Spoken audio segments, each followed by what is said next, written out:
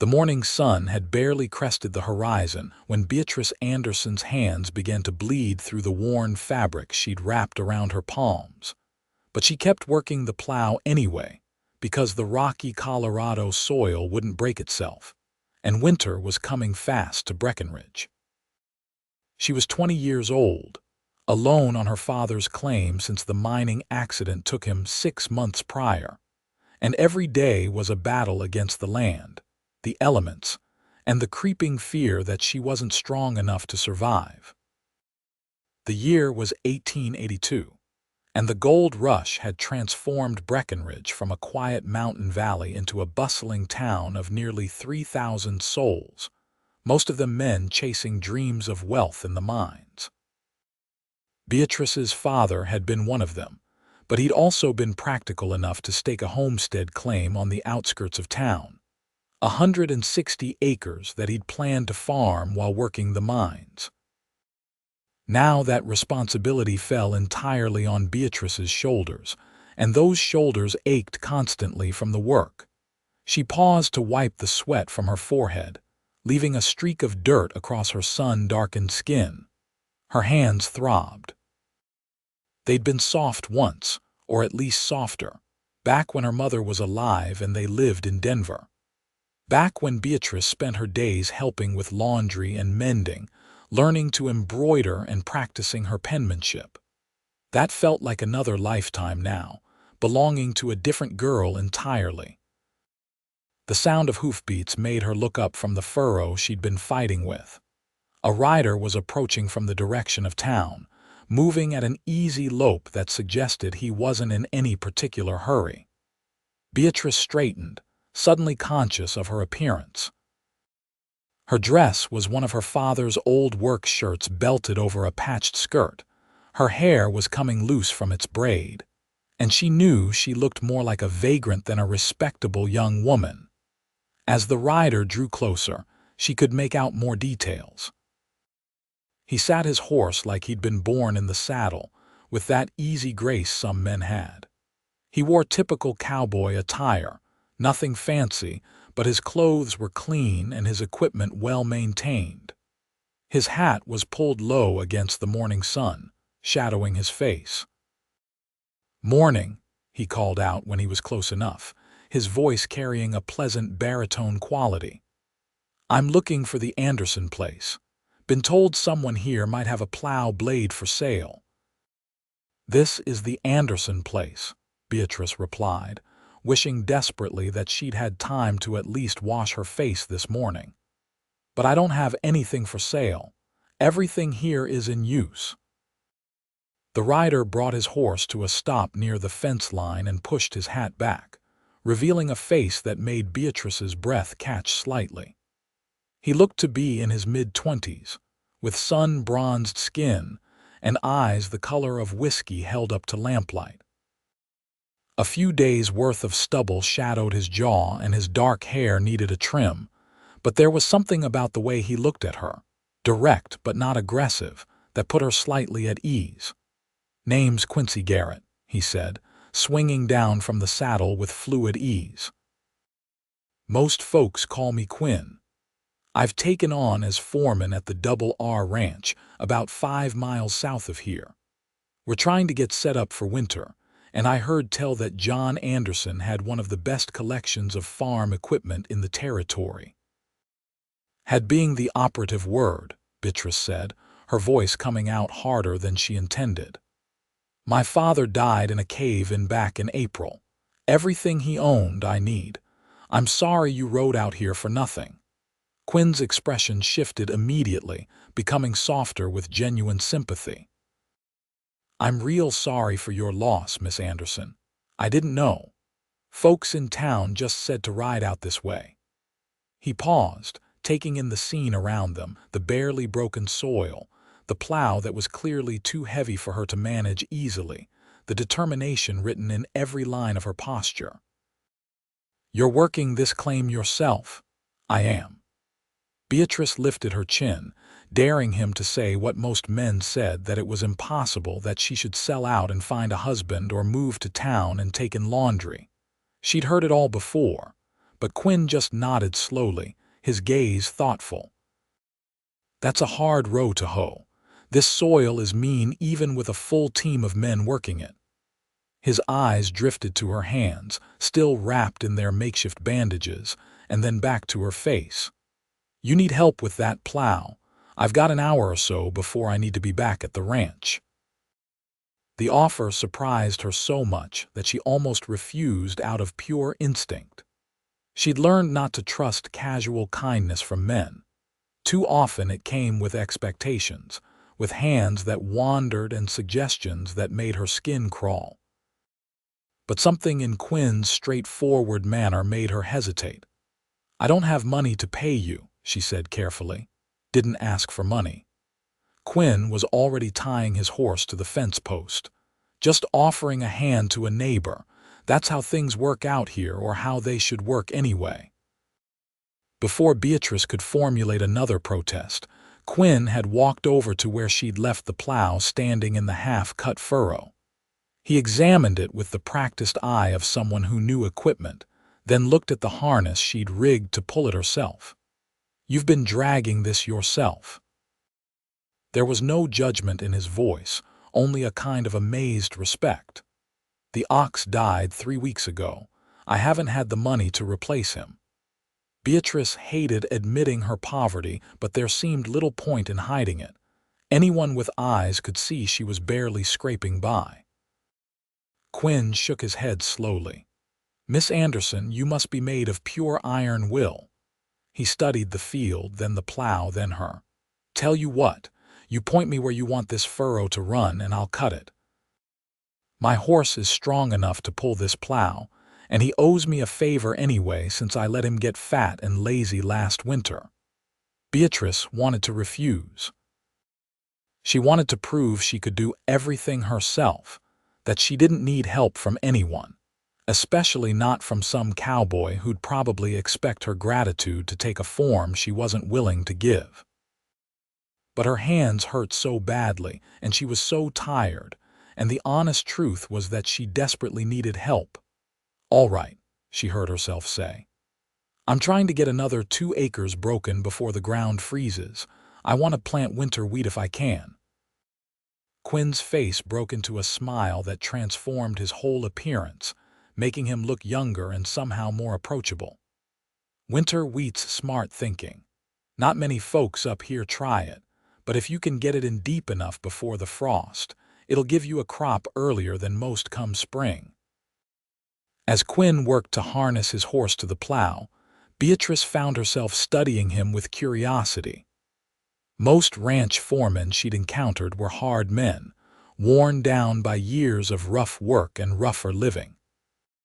Quinn seemed different somehow, more educated perhaps, though his hands showed plenty of calluses and scars from hard work.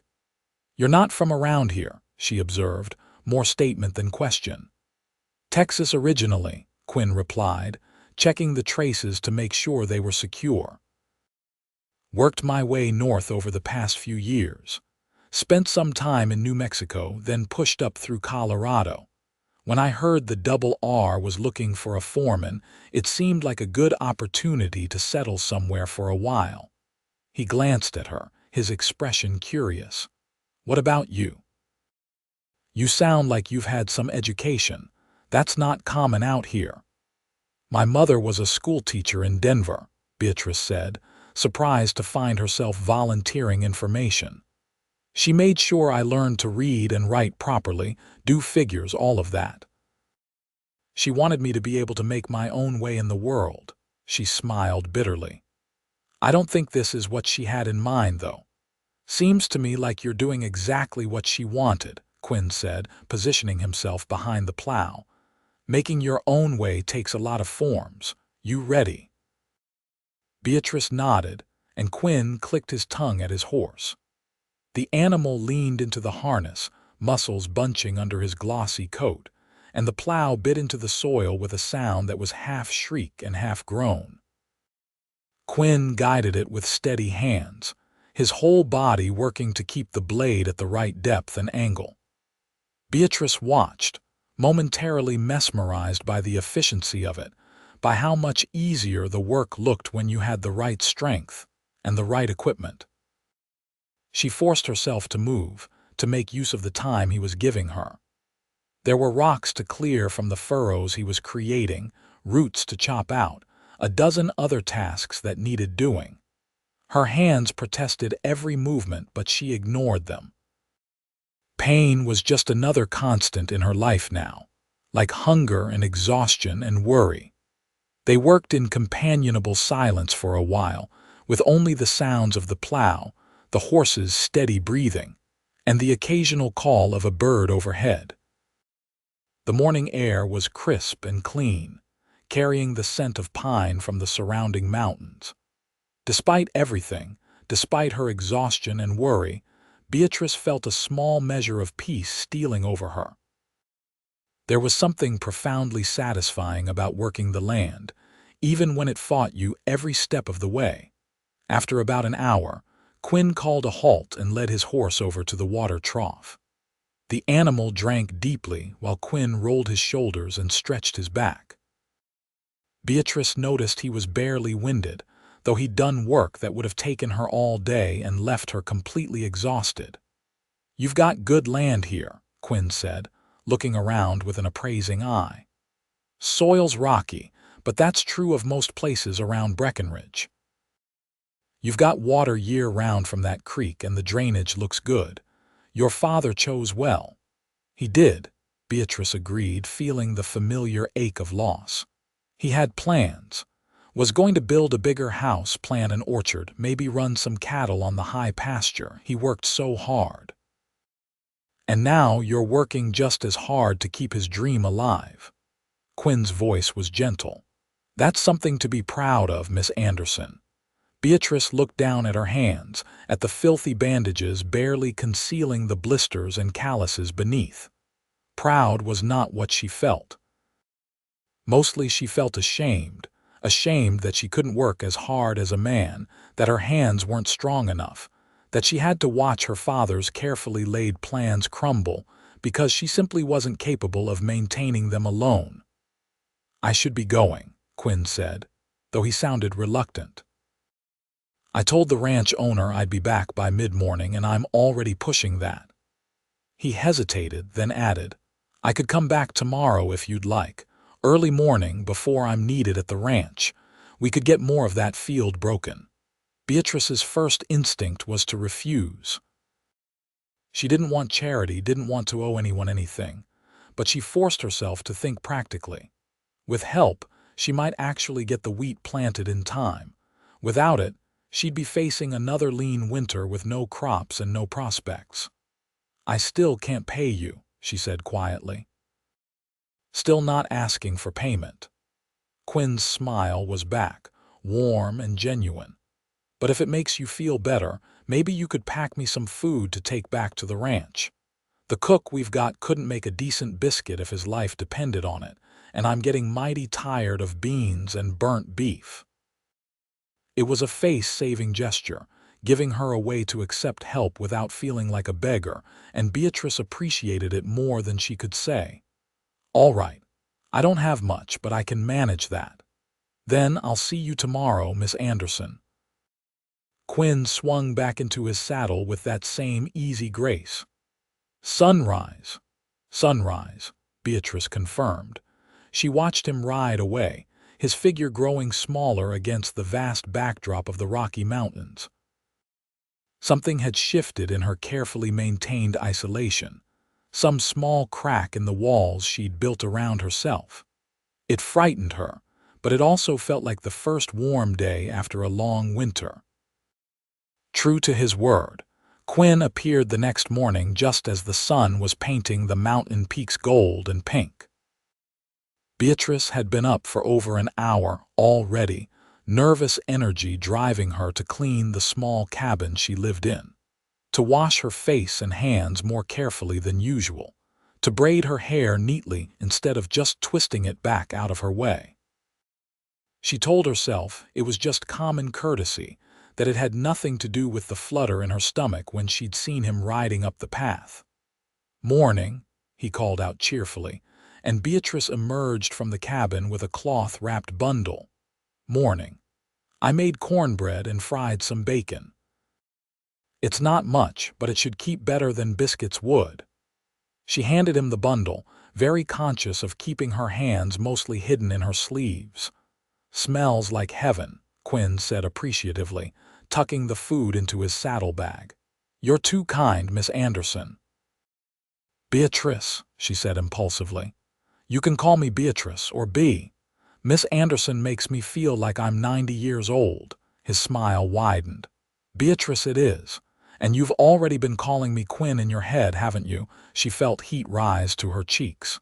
"Maybe." They fell into a rhythm over the next 2 hours. Quinn handled the heavy work of plowing while Beatrice cleared rocks and roots, her movements becoming more efficient as they developed an unspoken system of working together. He told her stories about his time in Texas, about learning to break horses from his grandfather, about pushing cattle north through territory so wild it seemed like the edge of the world. His voice was pleasant to listen to, with a slight drawl that became more pronounced when he was relaxed. Beatrice found herself sharing more than she'd intended as well, telling him about her mother's death from fever when Beatrice was 16, about the move to Breckenridge that was supposed to be a fresh start, about her father's optimism that had never quite dimmed even when the mining proved harder than he'd expected. Quinn listened with genuine attention, asking questions that showed he was truly interested, not just being polite. When he finally had to leave for the ranch, they'd broken another significant section of field. Beatrice felt the accomplishment like a physical warmth in her chest. "Same time tomorrow?" Quinn asked, and Beatrice nodded, no longer bothering to hide her eagerness. This pattern continued for the next week. Each morning, Quinn would arrive at sunrise and work for 2 hours before heading to his duties at the ranch. Each morning, Beatrice had food ready for him, managing to create variety despite her limited supplies. She made fry bread one day, bacon and eggs another, even managed a dried apple pie that made Quinn's eyes light up with delight. They talked while they worked, their conversations ranging from practical matters like crop rotation and water management to more personal topics. Beatrice learned that Quinn had lost both his parents to cholera when he was 19, that he'd been largely raising himself since then, moving from ranch to ranch and learning everything he could about working the land and managing cattle. He dreamed of having his own place someday, a small ranch where he could run his own herd and build something permanent. "What about you?" he asked one morning, pausing to wipe his brow. "What do you dream about?" Beatrice had to think about that.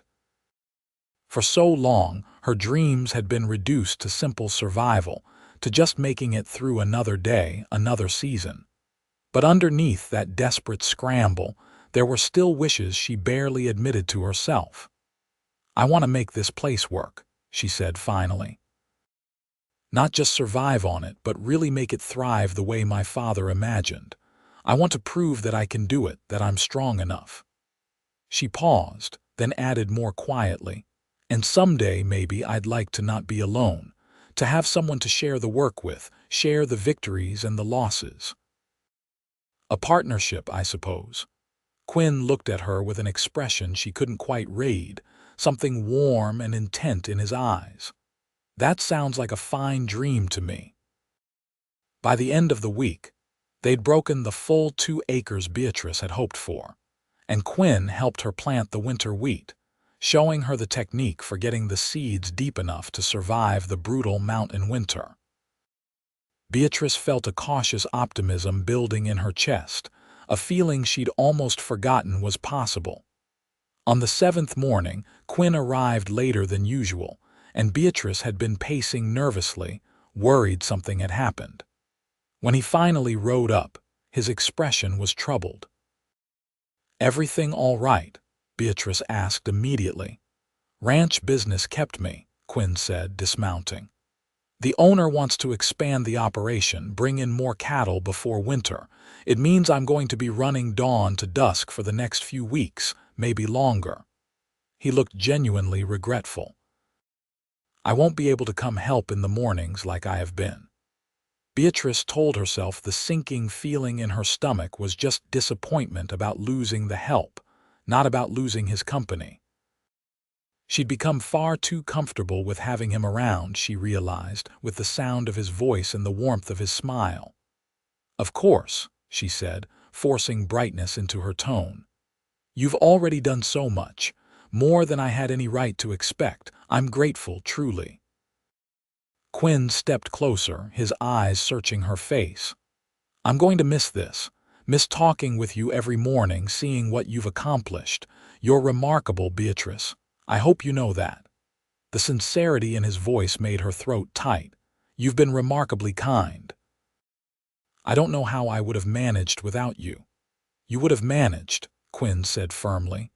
You're one of the strongest people I've ever met, but I'm glad I could help make it a little easier. He reached out as if to take her hand, and Beatrice instinctively pulled back, tucking her hands behind her back. She saw the flash of hurt in his eyes and immediately regretted the movement, but she couldn't help it. Her hands had gotten worse over the past week, not better. Despite the help with the plowing, there had been so many other tasks that required her attention, her constantly working, constantly using her damaged hands. The calluses had built up thick and rough, and new blisters had formed over old ones. They were ugly, unfeminine, shameful evidence of how far she'd fallen from the gentle life her mother had planned for her. I should get to work, Beatrice said, her voice coming out strained. And you need to get to the ranch. Quinn nodded slowly, though his expression suggested he knew there was more to her reaction than simple dismissal. I'll come by when I can, and if you need anything at all, you send word to the Double R. Promise me. I promise. She watched him ride away, feeling the loss more keenly than she wanted to admit.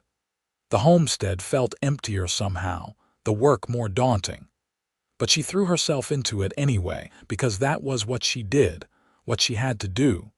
The next few weeks were brutally hard. October gave way to November, and the mountain weather turned increasingly hostile.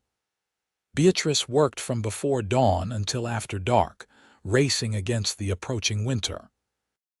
She reinforced the cabin's walls with mud and grass chinkling, cut and stacked firewood until her back screamed in protest, preserved what food she could from the small garden she'd managed to maintain, and checked the wheat field obsessively for any sign that the seeds were sprouting before the ground froze solid. Her hands grew worse. The calluses became so thick she could barely feel anything with her fingertips. Cracks opened in the rough skin and bled. She developed a permanent tremor in her fingers from overuse. At night, she'd lie in bed and look at them by lamplight, these gnarled, ugly things that barely looked like they belonged to a 20-year-old woman, and feel a deep shame that went beyond the physical. These weren't the hands of the lady her mother had tried to raise. These weren't hands that would ever pour tea in a proper parlor or wear delicate gloves to church.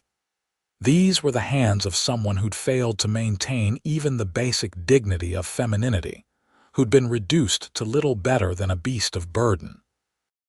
She started wearing gloves whenever possible, even though it made some tasks harder. She kept her hands hidden in her pockets or behind her back when she went into town for supplies. The few times men tried to court her, she deflected and avoided, unable to bear the thought of them seeing what her hands had become. Quinn did come by a few times, always brief visits in the evening after his work at the ranch was done. He'd check on her progress, offer advice or help with some quick task that needed two people. Beatrice treasured these visits while simultaneously dreading them. She was falling for him, she realized with a kind of helpless inevitability. Falling for his kindness, his easy humor, the way he treated her like an equal rather than a curiosity or an object of pity. But she couldn't imagine he could ever feel the same way about her, not when she looked like this, not with these ruined hands. Winter arrived in earnest in mid-November with a snowstorm that dumped 2 feet of snow overnight and dropped temperatures to well below freezing. Beatrice woke to find ice on the inside of her cabin windows and her water bucket frozen solid. She spent most of that day just trying to stay warm and keep her small herd of chickens alive. When the storm cleared 3 days later, she ventured out to find a world transformed into white stillness. The mountains loomed even more massive under their snow cover, and the silence was profound. She checked the wheat field, worried the freeze had killed the seeds, but the ground was simply locked tight, waiting. There was nothing to do now but survive the winter and hope. She was chopping ice from the water trough when she heard a horse approaching. Looking up, she saw Quinn riding toward her through the snow, his horse high-stepping through the drifts. Her heart did an embarrassing leap in her chest. "Wanted to make sure you weathered the storm all right," Quinn called out, his breath making clouds in the frigid air. He looked half-frozen himself, ice crystals clinging to his coat and hat. "I'm fine," Beatrice assured him, though she was acutely aware of how rough she must look. She hadn't washed her hair in over a week. Her dress was patched and stained, and her hands were bare because she'd needed the dexterity to handle the axe. She quickly set the tool down and tried to tuck her hands into her sleeves, but not before Quinn had seen them. His eyes widened slightly, and Beatrice felt shame burn through her like fire, hot enough that she almost forgot about the cold. She turned away, unable to face his reaction. "Beatrice," Quinn said, his voice gentle. She heard him dismount, heard his boots crunching through the snow as he approached. "Let me see." "It's nothing," she said quickly, keeping her back to him. "Just a little rough from the work. I'm managing fine. Please." His hand touched her shoulder, light and careful. "Let me see your hands." Something in his tone, worried but not pitying, made her turn slowly. She kept her hands tucked against her body, protected. "They're ugly," she said, her voice barely above a whisper. "I know what they look like. I know what you must think." "You don't know anything of the sort," Quinn said firmly. He held out his own hand, palm up, waiting. "Please." Slowly, reluctantly, Beatrice extended her right hand. Even she flinched at the sight of it in the clear morning light. The knuckles were swollen and red, the skin so calloused it looked like leather, with deep cracks that showed pink flesh beneath. Her nails were broken and rimmed with dirt that no amount of scrubbing seemed to fully remove. Quinn took her hand carefully, cradling it in both of his as if it were something precious rather than something shameful. He studied it in silence, his thumb tracing gently over the worst of the calluses, his expression unreadable. "I'm sorry," Beatrice said, tears starting to blur her vision despite her efforts to hold them back. "I know they're horrible. My mother would be so ashamed. She tried so hard to teach me to be a proper lady, and look what I've become." Quinn looked up at her then, and the expression in his eyes stopped her breath. It wasn't disgust or pity. It was something else entirely, something warm and fierce. "Your mother," he said quietly, "would be proud beyond measure. These hands, Beatrice, they're not something to be ashamed of." He lifted her hand higher, and before she understood what he intended, he pressed his lips gently to her palm, right over the worst of the calluses. The gesture was so unexpected, so tender, that Beatrice made a small sound of surprise. Quinn didn't release her hand. Instead, he kissed each fingertip, then turned her hand over and kissed her knuckles. "These are the hands of someone who refused to give up," he said, his voice rough with emotion. "Someone who faced impossible odds and kept fighting. Every callus, every scar, Every crack in this beautiful skin is proof of your strength. Proof that you're remarkable and brave and absolutely extraordinary." "Quinn," Beatrice whispered, unable to form any other words. He reached for her other hand, and this time she gave it willingly. He treated it with the same reverence, the same gentle kisses, as if he were worshipping something sacred. "You know what I see when I look at you?" Quinn asked, finally meeting her eyes again. "I see the strongest woman I've ever known. I see someone who turned grief into determination, who faced down a frontier that breaks most men and refused to let it break her. Your hands aren't ugly, Beatrice. They're proof of everything you've survived, everything you've accomplished. They're beautiful because they're yours." The tears were flowing freely now, but they weren't tears of shame anymore. Beatrice felt something loosening in her chest, some tight knot of self-hatred that had been choking her for months. "I've been falling in love with you since the first morning I rode up here," Quinn continued, his voice steady despite the way his hands trembled slightly around hers. "Watching you work, hearing you talk about your dreams, seeing you refuse to give up no matter how hard things got. You're everything I could ever want in a partner, Beatrice. If you'll have me, I'd like to help you build the dream you told me about. Not because you need help, but because I can't imagine anything I'd rather do than spend my life working alongside you." Beatrice's mind was reeling. This couldn't be real.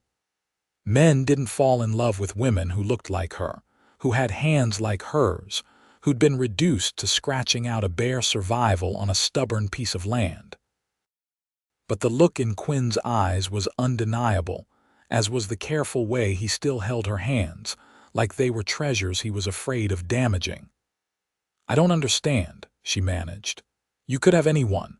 Someone softer, prettier, someone who could give you a proper home and not just a struggle." "I don't want anyone else," Quinn said simply. "I want you. The real you, not some imaginary soft creature who doesn't exist. I want your strength and your stubbornness and your determination. I want to wake up every morning and see what new impossible thing you've decided to accomplish. And I want to be there to help make it happen if you'll let me." Beatrice looked down at their joined hands, his so much larger than hers, both showing the marks of hard work. They matched, she realized. They were the hands of people who understood what it meant to fight for what they wanted. "I've been falling in love with you too," she admitted, the words feeling like a confession and a liberation all at once. "I tried not to.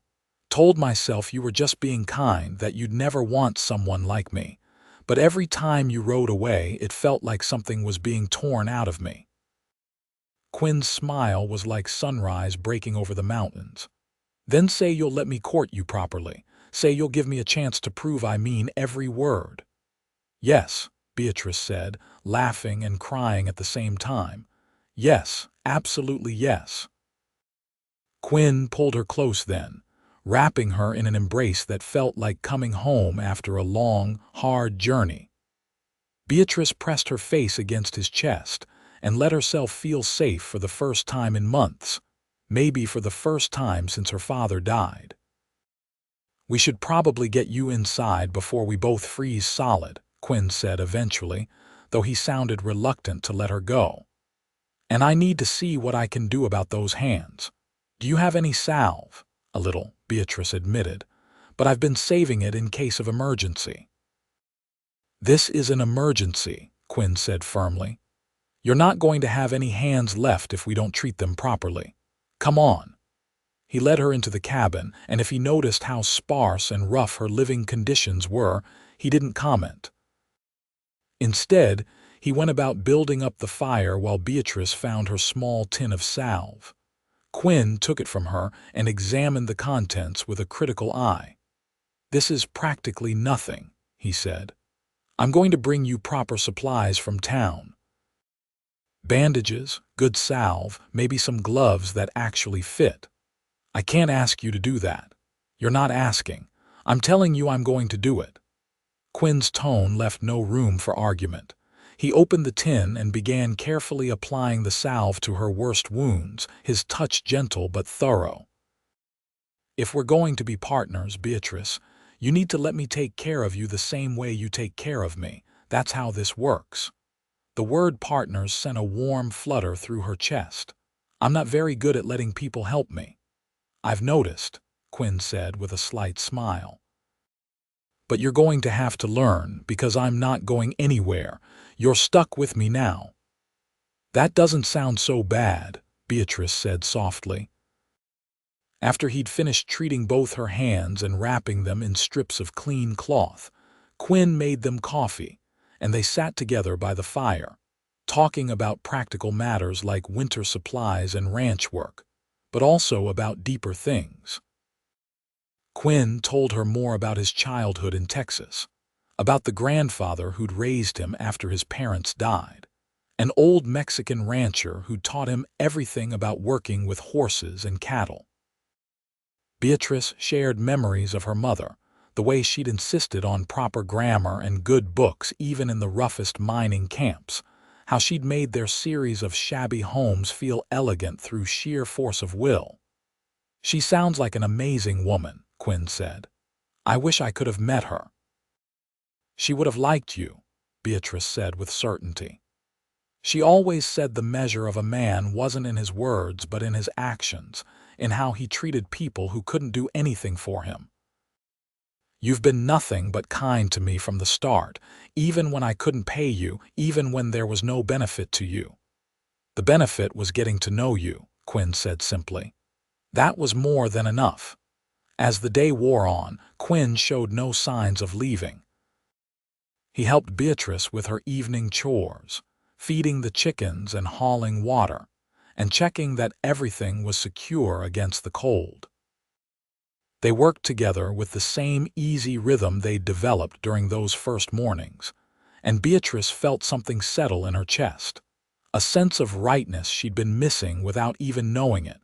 When darkness finally fell, Quinn reluctantly prepared to head back to the ranch. "I'll be back as soon as I can," he promised, bundling himself back into his coat. "Might be a few days given the weather and the workload, but I'll come." "I'll be here," Beatrice said, following him out into the frigid night. The sky was clear now, stars blazing in the darkness like ice chips, and the snow turned everything into a study in black and white and silver. Quinn paused before mounting his horse, turning back to Beatrice.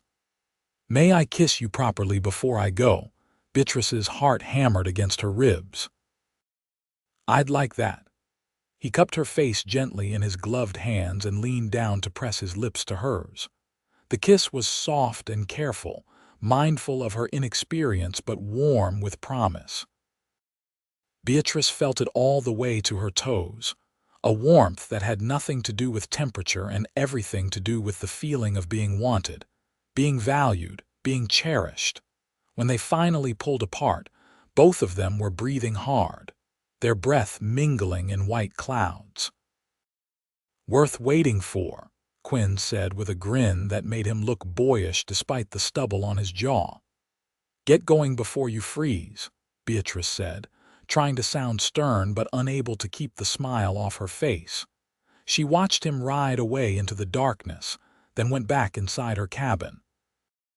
It looked exactly the same as it had that morning, the same rough walls and sparse furnishings and constant draft, but somehow it felt different. It felt less like a prison she was trapped in and more like the foundation of something she was building. The next few days passed in a strange state of suspended joy. The weather remained brutally cold, and Beatrice's work was just as hard as always, but she caught herself humming while she worked, smiling for no reason at all. Her hands still hurt, but when she looked at them now, she tried to see them the way Quinn did, as evidence of her strength rather than her failure. Quinn returned 4 days later, riding up in mid-afternoon with his saddlebags bulging. "Brought supplies," he announced, swinging down from his horse. "Hope you don't mind me playing doctor." He'd brought salve and bandages as promised, but also food, good coffee, a pair of leather work gloves that actually looked like they'd fit her, and a bottle of whiskey.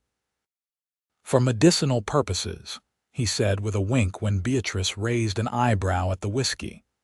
"Or for celebrating, whichever seems more appropriate." Over the next hour, he cleaned and treated her hands more thoroughly than she'd managed on her own, then showed her how to wrap them properly to protect them while still allowing her to work. "You need to let them heal," he said seriously. "I know you can't stop working completely, but you need to give them a chance to recover." "I will," Beatrice promised. "Thank you, Quinn, for all of this, for everything." "Thank you for letting me help," he replied. "I know that's hard for you." They had dinner together that evening, Quinn cooking while Beatrice sat and directed, both of them laughing at his somewhat haphazard approach to making a meal. The venison steak and potatoes were a little burned, but they tasted like a feast to Beatrice, who'd been subsisting mostly on cornmeal mush and dried beans. "I talked to the owner of the Double R," Quinn said as they ate. "Told him about your situation. He's willing to extend credit at his store account in town if you need supplies. You can pay him back after your wheat comes in next summer." Beatrice's first instinct was to refuse, but she forced herself to consider it practically. "That's very generous. I might need to take him up on it come spring, for seed and equipment repairs. He's a good man, stern but fair. I think you'd like him. His name's Robert Greening, owns about half the land south of here." Quinn paused, seeming to choose his words carefully. "He also mentioned he's looking for someone to take over as foreman of a smaller property he owns closer to town. Said if I knew anyone reliable who might be interested in homesteading nearby, he'd make them a good offer on the land." Beatrice looked up sharply. "What are you saying?" "I'm saying I could buy land near yours, maybe the plot that borders your northern edge. I'd still work for Greening, but I'd be building something of my own too. We'd be neighbors." Quinn met her eyes steadily. "If that's something you'd want, you do that. Give up the foreman position." "The foreman position at the smaller property is just as good, maybe better since it comes with land of my own. I wouldn't be giving anything up, Beatrice. I'd be gaining everything." He reached across the table and took her bandaged hand carefully. "I meant what I said about wanting to build a life with you. I'm not trying to rush you into anything you're not ready for, but I want you to know I'm serious. I'm in this for the long term." Beatrice felt tears prickling her eyes again. "I want that too. Want you close. Want to build something together." "Then it's settled," Quinn said with satisfaction. "I'll talk to Greening again tomorrow, work out the details. With any luck, I could have papers filed before Christmas." The next weeks passed in a blur of activity and planning. Quinn did indeed purchase the land bordering Beatrice's property, 160 acres of rough but promising territory. He moved into a small line shack on the property temporarily, while making plans for building a proper house come spring. True to his word about courting her properly, Quinn was a frequent visitor despite the brutal weather and his demanding work schedule. He'd stop by in the evenings when he could, sometimes just for an hour to check on her, other times staying for dinner and conversation that stretched late into the night. They talked about everything and nothing, their dreams and plans and memories, learning each other in the way of people building toward a future together. Beatrice found herself opening up in ways she never had before, sharing her fears and doubts along with her hopes. Quinn listened to all of it with the same steady attention, never judging, always supporting. He also continued to treat her hands with careful attention, insisting on checking them regularly and reapplying salve. Under his ministrations, they actually began to heal. The worst cracks closed, the angry redness faded, and while the calluses remained thick, they became smoother, less painful. Beatrice stopped hiding them quite so obsessively, though she remained self-conscious. "They're getting better," Quinn said one evening in late December, examining her hands by lamplight. "You're letting them rest more, I can tell." "I have less work in winter," Beatrice admitted, "and I'm trying to be more careful. Use the gloves you brought." "Good." Quinn lifted her hand and kissed her palm, a gesture that had become familiar but still made her pulse quicken. "These hands have stories to tell, stories of survival and strength. I love every inch of them." "You're ridiculous," Beatrice said, but she was smiling. "Ridiculously in love with you," Quinn agreed cheerfully. "Speaking of which, I have something to ask you." Beatrice's heart jumped. "What?" Quinn pulled a small box from his pocket, and Beatrice's breath caught. "Now, before you panic, I'm not asking you to marry me tomorrow. I know we've only been courting a few months, and you're a sensible woman who'd probably point out very reasonably that we should wait longer. But I wanted you to know my intentions are serious. Will you do me the honor of accepting this ring as a promise? A promise that when you're ready, when you feel sure, I'd like nothing more than to make you my wife." He opened the box to reveal a simple gold band with a small but perfect sapphire set in it. "The stone's the color of the sky over the mountains on a clear day," Quinn said. "Reminded me of you. Steady and strong and beautiful." Beatrice looked at the ring, then at Quinn's face, hopeful and nervous and open in a way that made her heart clench. This man, this good, kind, strong man, wanted to marry her, not despite who she was, but because of it. "Yes," she said, her voice steady despite the emotion welling up in her. "Yes, I'll accept your promise, and I promise you the same, that when the time is right, I'll be proud to be your wife." Quinn's face lit up like she'd given him the world. He slipped the ring onto her finger, and it fit perfectly, sitting on her calloused, work-worn hand like it had been made for that exact spot. "How did you know my size?" Beatrice asked, marveling at it. "I guessed," Quinn admitted. "And maybe I had a little help from Mrs. Patterson at the general store. She has an eye for these things." They spent Christmas together, a quiet celebration in Beatrice's small cabin. Quinn brought a goose he'd traded for and the fixings for a proper feast. Together they cooked and ate and talked and laughed, and Beatrice thought she'd never been happier. Her father would have liked Quinn, she knew, would have approved of his steadiness and his kindness, and the way he looked at Beatrice like she was something precious. As winter deepened into January, Quinn began spending more time at Beatrice's property, working on various projects to improve both their holdings. He helped her reinforce the chicken coop, repair the roof of her cabin where it was starting to leak, and plan out where they'd expand when they combined their properties. "We'll need a bigger house eventually," Quinn said one evening as they sat by the fire, Beatrice nestled comfortably against his side. "Something with proper rooms and a real kitchen. Maybe a porch where we can sit and watch the sunset." "That sounds wonderful," Beatrice said dreamily. "Though it seems almost too good to imagine." "It's not too good. It's just right." Quinn kissed the top of her head. "You deserve good things, Beatrice. You deserve a home that's comfortable and secure, where you don't have to worry about the roof leaking or the walls letting in drafts." "I deserve it because I've worked for it," Beatrice said, something Quinn had been teaching her to believe. Not that she deserved things because she was owed them, but because she'd earned them through her effort and determination. "Exactly right," Quinn said with approval. February arrived with a brief warming trend that teased of spring before winter clamped back down with renewed vigor.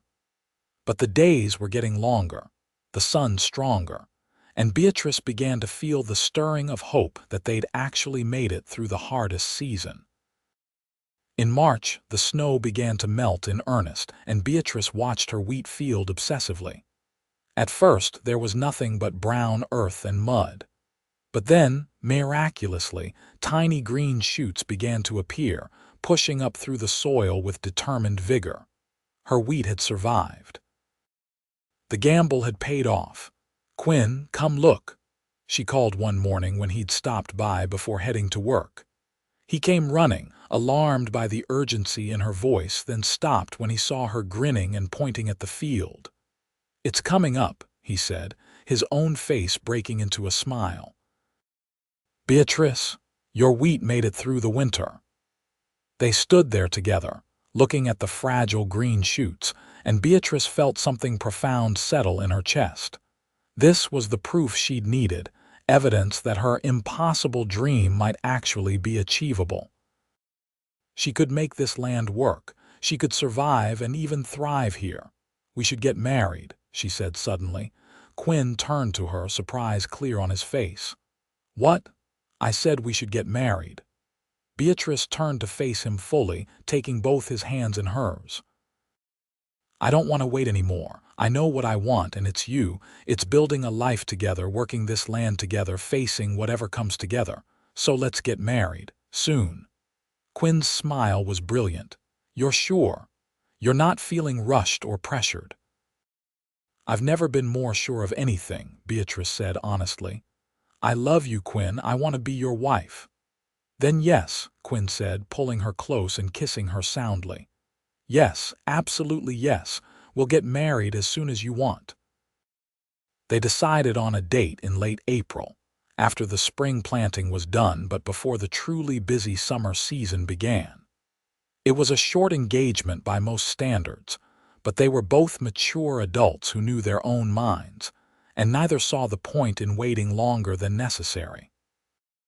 The wedding was a simple affair at the small church in Breckenridge, with just a handful of guests. The owner of the Double R Ranch and his wife, Mrs. Patterson from the general store who'd helped Quinn choose the ring, and a few other ranchers and townspeople who'd become friendly with them over the winter.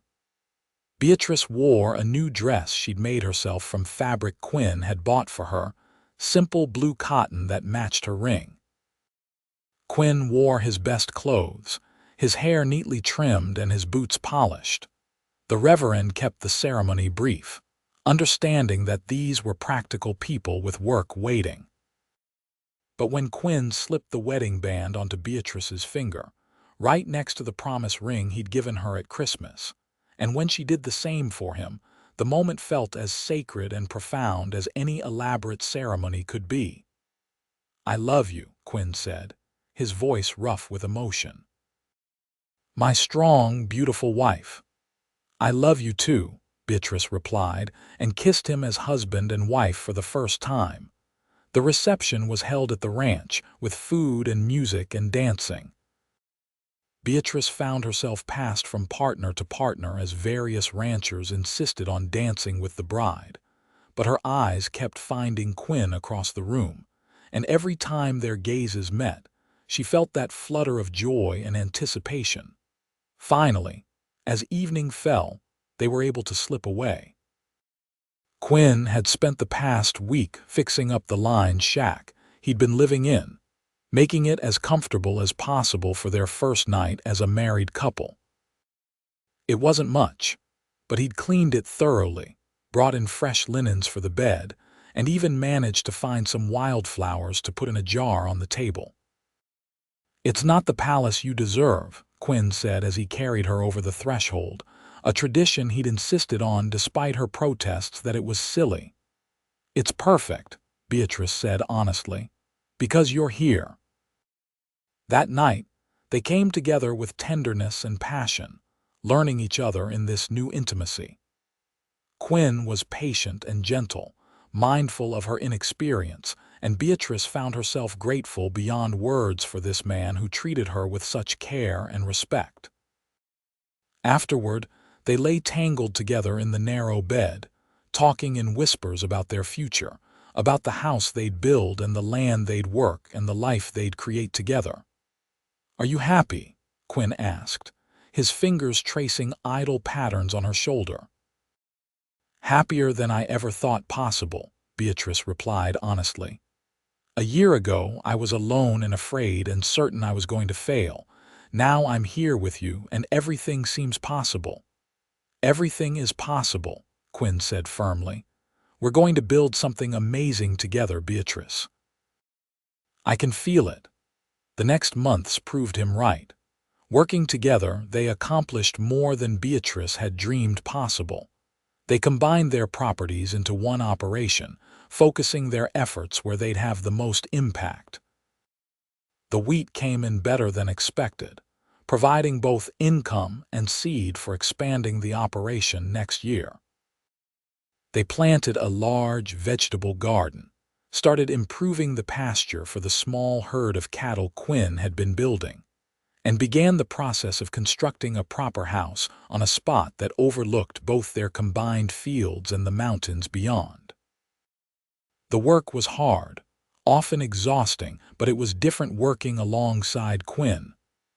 They could divide tasks more efficiently, cover for each other when one was tired or injured, and celebrate victories together.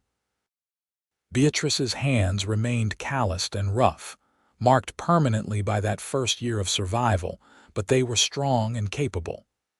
Quinn still kissed them regularly, still called them beautiful, and Beatrice had learned to believe him. By fall, the house was framed in and roofed, though the interior work would have to wait until after harvest. They moved in anyway, camping essentially in the unfinished space, but it was theirs and it was wonderful. They had a proper bedroom, a kitchen with a real stove Quinn had freighted in from Denver, and that porch he'd promised where they could sit together and watch the spectacular Colorado sunsets. One evening in October, as they sat on that porch watching the sky turn colors that seemed impossible, Beatrice leaned against Quinn's shoulder and sighed contentedly. "What are you thinking about?" Quinn asked, his arm around her shoulders. "How different everything is from last year," Beatrice said. "How scared I was, how alone, how I thought my ruined hands meant I'd failed at being the person my mother wanted me to be. And now I understand that I became exactly who she wanted me to be, someone strong. Someone who doesn't give up, someone who can stand on her own feet but also knows how to accept help and build partnerships." Beatrice held up her hand, looking at the callouses in the fading light. "These hands have built something real. They've earned every bit of this life we're creating. I'm proud of them now." "As you should be," Quinn said, taking that hand and kissing it. "They're the hands of a survivor, a fighter, and the woman I love more than anything in this world."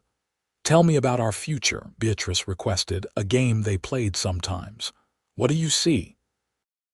"I see this house finished and full of life," Quinn said thoughtfully. "I see our cattle herd growing, our fields expanding. I see babies, several of them, learning to walk on these same boards, growing up knowing how to work hard and value what they have. I see us growing old together, sitting on this porch in 40 years and watching our grandchildren play in the yard. I see a life full of love and work and satisfaction, knowing we built something that will last." "That sounds perfect," Beatrice murmured. "Absolutely perfect." Winter came and went, easier this time with two people to share the work and the isolation. Spring arrived with its usual promise of renewal, and Beatrice discovered she was pregnant. The news filled them both with joy and a little nervousness about the responsibilities of parenthood, but mostly joy.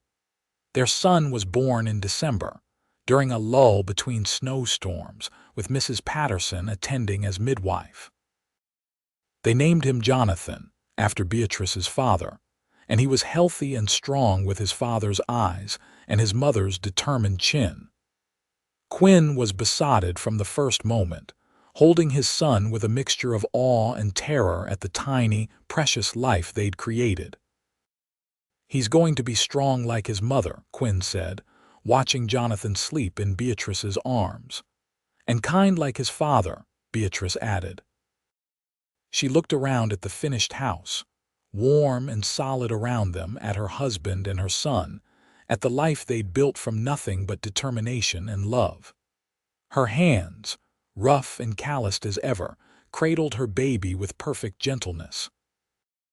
These hands that had once been a source of shame were now a source of pride. They'd built this. They'd earned this. The years rolled on, full of the usual trials and triumphs of frontier life. They added 2 daughters to their family, both of them inheriting their mother's determination and their father's easy smile.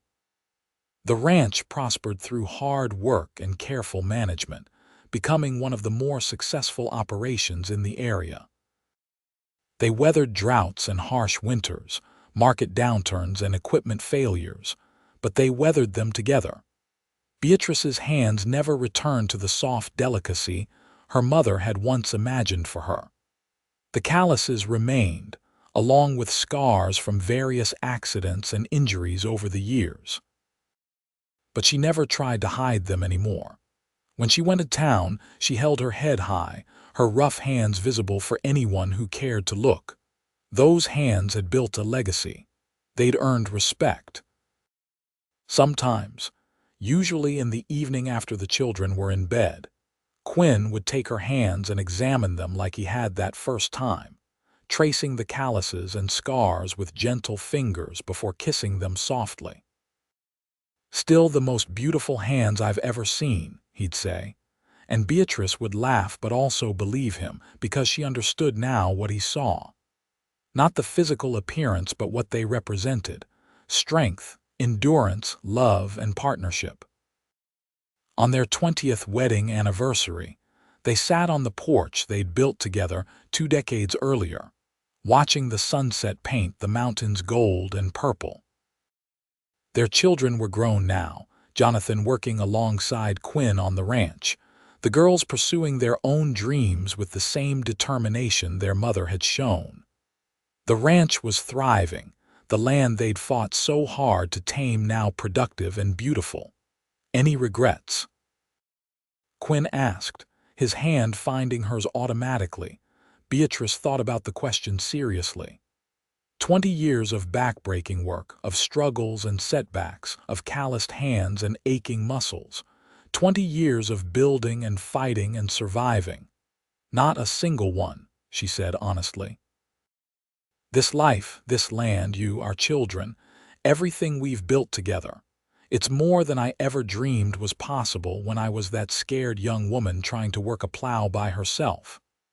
"I knew you could do it," Quinn said. "From that first morning I could see your strength. You just needed to see it yourself." "You helped me see it," Beatrice said, lifting their joined hands. "You looked at my broken, calloused hands and saw beauty. You called them proof of strength when I thought they were proof of failure. You changed everything." "We changed everything together," Quinn corrected gently. "That's what partners do." They sat in comfortable silence as the stars began to emerge in the darkening sky, the same stars that had witnessed their first kiss, their wedding, the births of their children, every significant moment of their shared life. Beatrice's hands, still calloused and strong in Quinn's equally work-worn ones, were proof of everything they'd survived and built together. Those hands had cleared land and planted crops, had delivered calves and mended fences, had held her children and touched her husband with love. They were hands that told a story of survival, of love, of a woman who'd faced an impossible challenge and refused to break. They were hands she was proud of, because Quinn had taught her to see them not as a failure to meet someone else's expectations, but as evidence of her own remarkable strength. As the first stars appeared overhead, Beatrice leaned against her husband's shoulder, feeling the solid warmth of him, the steady beat of his heart. This was home. This was love.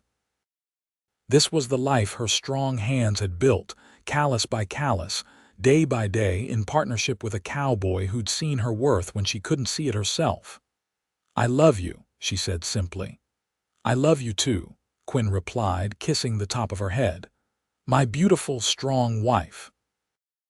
And there, on the porch of the house they'd built with their own hands, surrounded by the land they'd tamed together, Beatrice and Quinn watched the night settle over their empire of love and hard work, knowing that every sacrifice, every struggle, every moment of doubt had been worth it to arrive at this perfect contentment. Their story became legend in Breckenridge, told to young women who doubted their own strength, to couples struggling to build something from nothing. People spoke of the Anderson Garrett Ranch as proof of what could be accomplished through determination and partnership. And they spoke with particular admiration of Beatrice, the woman who'd refused to give up even when she had every reason to quit. Years later, when Beatrice was an old woman with silver in her hair and grandchildren running through the expanded house, she would hold her gnarled, age-spotted hands up to the light and smile.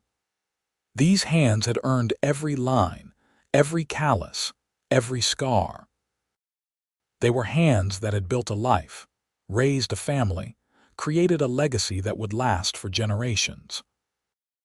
And when Quinn, also silver-haired but still strong, would take those aged hands and kiss them gently, she still felt the same flutter in her heart as she had when he'd first called them beautiful all those decades ago. He'd seen what she couldn't see in herself, had loved her not despite her strength but because of it, and that love had made all the difference. Their children and grandchildren would remember them together always. Quinn and Beatrice, the cowboy and the homesteader who'd built an empire with calloused hands and loving hearts, who'd proven that true strength lay not in appearing delicate but in enduring, not in avoiding difficulty but in facing it head-on, and that the deepest love was built on respect, partnership, and the courage to see beauty in unexpected places. The Anderson Garrett Ranch continued to thrive long after Beatrice and Quinn passed on, tended by their descendants who'd inherited their strength and determination. And in the family stories passed down through generations, the tale of how it all began remained a favorite. The story of a young woman ashamed of her work-worn hands, and the cowboy who kissed them and called them proof of strength, changing both their lives forever.